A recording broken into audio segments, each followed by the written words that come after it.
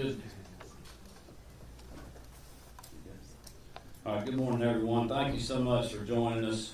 Very excited to be here this morning to be able to address this huge storm that we're facing and bring some awareness to what we've been doing at state level and certainly what the hard-working local folks have been doing. I'm joined by First Lady Marty Kemp, our Insurance and Fire Safety Commissioner, General John King, GEMA Director Holman Bryson, and Mark Williams, the Commissioner for the Department of Natural Resources.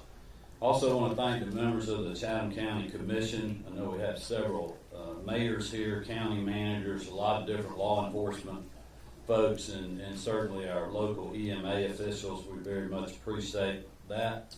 I want to especially thank Congressman Buddy Carter for joining us this morning. Certainly want to thank our federal partners, the President, and all those that we've been working with and their cooperation and communication that we've had with them. And I want to thank Chairman Scott and Mayor DeLoach as well. I first of all just want to thank everyone for their hard work in preparing for Hurricane Dorian. Right now, the latest projections show the hurricane headed toward Georgia's coastline.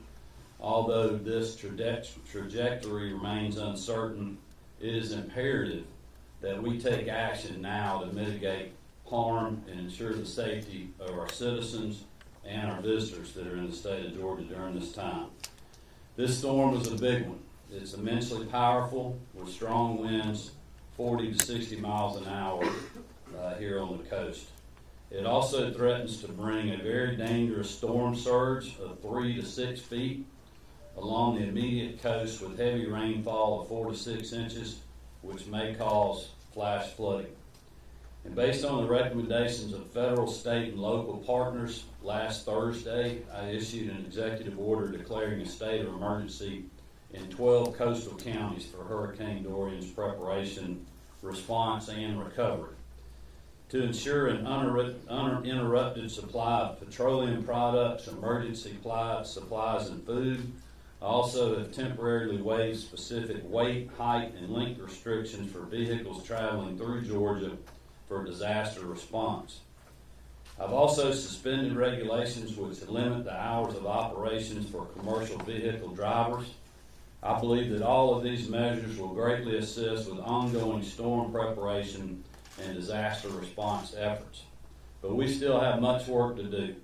Throughout this process, my administration has remained, as I said earlier, in close contact with the White House, with Florida Governor Ron DeSantis, South Carolina Governor Henry McMaster, and also Governor Roy Cooper of North Carolina, and all agencies at all different levels of government. We are committed to the safety of our citizens and those that are here visiting. As a result, yesterday evening I issued an executive order requiring a mandatory evacuation of individuals east of I-95 in 6 counties: Bryan, Chatham, Camden, Glenn, Liberty, and McIntosh County, starting at noon today. To aid in the traffic flow for this evacuation, GEMA and Georgia DOT will also start westerly contraflow on I-16 starting at 8 a.m. tomorrow morning. All I-16 lanes will allow only westbound traffic from Savannah to US 441 in Dublin. In addition, the State Operations Center is working with the Red Cross to open shelters for evacuees in McDuffie, Lawrence, Bibb, Coffee, and Ware counties today. Information on shelter locations and opening times, in addition to available hotel accommodations, can all be found at gema.ga.gov. Through daily briefings, GEMA and state partners have been in ongoing communication with local county emergency management agencies and FEMA officials. They have deployed all field staff to all the coastal counties to support local operations and maintain communication between local and state officials. Already, we've worked hard to identify and put on standby any and all resources necessary for response and recovery. These efforts include having law enforcement and transportation agencies on alert for evacuation and post-storm response. stockpiling fuel for first responders and emergency power operations, and compiling other similar resources. Even with all of these preparations, we still cannot stress enough that Hurricane Dorian remains a significant threat to Georgia. We strongly urge all residents to stay vigilant as we track its path and evaluate potential impact and damage. At noon, the mandatory evacuation will be in effect for those east of I-95, and I would like to ask everyone to heed those warnings, especially those that are on our barrier islands. You may be on your own if first responders are unavailable to get to you. We have the ability with first responders to move trees out of roads and cut trees up and clear roadway paths. But it's a whole different story if we have flooding on causeways and we cannot get vehicle traffic to you in a time of need. Please don't take this risk. If you're able to evacuate, please do so. In the coming days, we will keep monitoring ongoing evacuation efforts here in Georgia and from Florida and South Carolina. Obviously, we're going to do what we can to avoid gridlock and get people to safe areas of our state. Our infrastructure and roadways need to stay as clear as possible to be able to keep people moving. And now, before I turn it over, I want to take some time again to thank everyone who's been working so hard to get storm ready. I certainly appreciate President Trump and his administration for the constant communication that they've had with us over the last several days.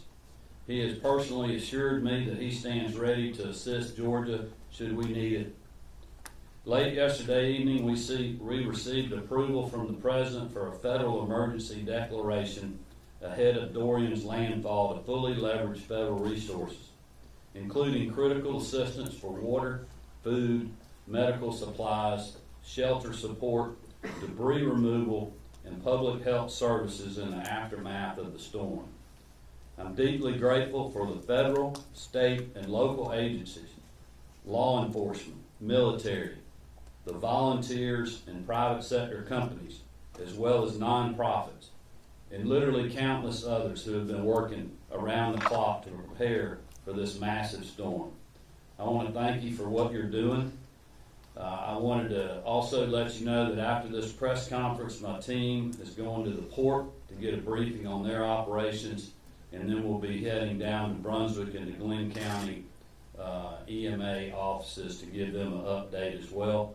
We'll constantly continue to put out updates on our social media platforms, so I hope you'll stay tuned to that. And with that, I want to now turn it over to GEMA Director Homer Bryson. Homer. Thank you, Governor. The Governor's done an excellent job of updating where we are and sort of how we've gotten here. And I just want to take a moment to say thank you to our local partners, the cities and the counties and local EMA directors. We've developed a relationship over the last several years that makes us positioned to be successful. And that is the goal for all of us working together to take care of our citizens. Communication and coordination above all else is what makes us work and what makes us successful. We've allocated already over 1,500 state employees to this effort, and they range, as the Governor mentioned, from law enforcement to debris removal to swift water rescue, and we will continue to allocate resources to meet the needs of the local governments, because our mission is to be here is to support you and help you keep your citizens safe. And with that, I'll turn it over to Georgia's Insurance Commissioner, John King. Thank you all. Good morning. We're incredibly focused, as you can imagine, with the Governor's direction, working very closely with GEMA Director Homer Bryson. We're focused on the Insurance Commissioner with getting the industry to focus on the recovery process. So we're incredibly focused. We're ready. We know this is an incredibly resilient community, and we stand by to support you. Turn it over to the Governor. All right, thank you, General. I think that wraps us up here. We've got a great team of, obviously, state folks with us, and as well as our local EMA directors. We'll just take a few questions real quick before we have to get out of here if anybody's got them. Would you have any advice or a word of warning to anybody who says they don't want to evacuate? Well, listen, one of the first things I heard when I got here was from one of the mayors concerned about folks on, the barrier islands not heeding these warnings. I cannot stress enough, this storm is still moving. It's massive. I would not take any chances with this one. It could continue to move in directions that we're not thinking, but regardless of that, we're going to be in the path. The cone continues to be touching the Georgia coast, which means we're going to have beach erosion, heavy rains, flooding. We're already experiencing high tides just to the moon pattern that we're in right now. And if the causeway or roadways get cut off, we are not going to be able to get services to you very quickly, especially if there's a massive event over there. So I would not take the chances. I believe we got a fair amount of time. I would get your things together. One of the things that Insurance Commissioner King's been reminding people, get your critical paperwork on your insurance and other belongings, have them where you can move very quickly. And if you're on one of these islands and you have somewhere to go, I would suggest doing it. It's not worth the risk of staying and riding it out. We may not be able to help you if something were to happen. Governor, in talking to Mayor Deloach and Tybie's mayor, just talking about the surge concerns, I mean, it could be epic. Well, look, I would just look at what's happening in the Bahamas right now. They're taking a direct hit. But I mean, this is a massive storm. It's already set records with 185, 190 mile an hour sustained winds, the largest ever in the Atlantic. I mean, this is not one to play around with. Governor, what's the biggest concern right here in Chatham County, and specifically here in Savannah? Well, I think for me is just having, right now today is making sure that we have a orderly process, which we do. I want to thank the locals for being really so transparent with us as we've been with them to plan. So I feel like we have a good plan. But, I said outside earlier to someone, I feel like we're the traffic light right here in Savannah, because we have people coming out of South Carolina into Georgia to get on I-16. You have people coming up from Florida, and then we have all our visitors that have been spending the holiday on the coast down here. So there's a lot going on. There's going to be a lot of people moving, and we need to have an orderly process. And we tried to lay that out in a way that we can do that where we don't have a lot of gridlock, and also be able to get supplies in that we need, like gasoline and other things. So that's really my biggest concern right now. I know the locals will continue to keep us up to speed on their needs. Can you provide any numbers on, say, National Guard troops, maybe timing of people coming into the area? Well, I wouldn't want to speculate on that. We've set this up where we have the resources available. General King has great experience with that in the Guard. I may let him speak to the potential of what you could do if it's warranted. Not only is the National Guard incredibly well prepared. Obviously, you have a famous battalion here, 118th. The General Guard and the Adjutant General is absolutely committed that we will not be late to need in the Guard. Also, the Army, we've received calls not only from NORTHCOM but also from the Pentagon that no need will be unmet. So all the full resources of the military are behind us, and we have no indications of any shortcomings at this point. All right, we've got time for one more if anybody's got one. Is there any kind of local law enforcement coordination as far as if somebody wants to get back into their area tonight, they have not evacuated, will they be able to get back in, or is there going to be cars at the... I mean, I can let you speak to some of the locals when we finish. I mean, we're not trying to arrest people for not evacuating or being able to get things out of their home. We ordered the evacuation for a reason, to protect people.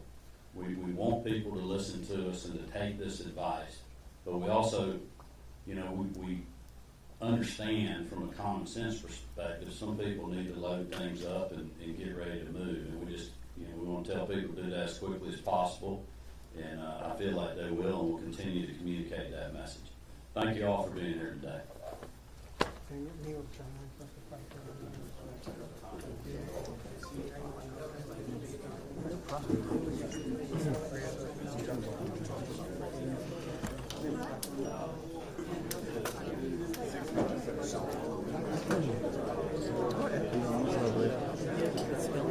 No.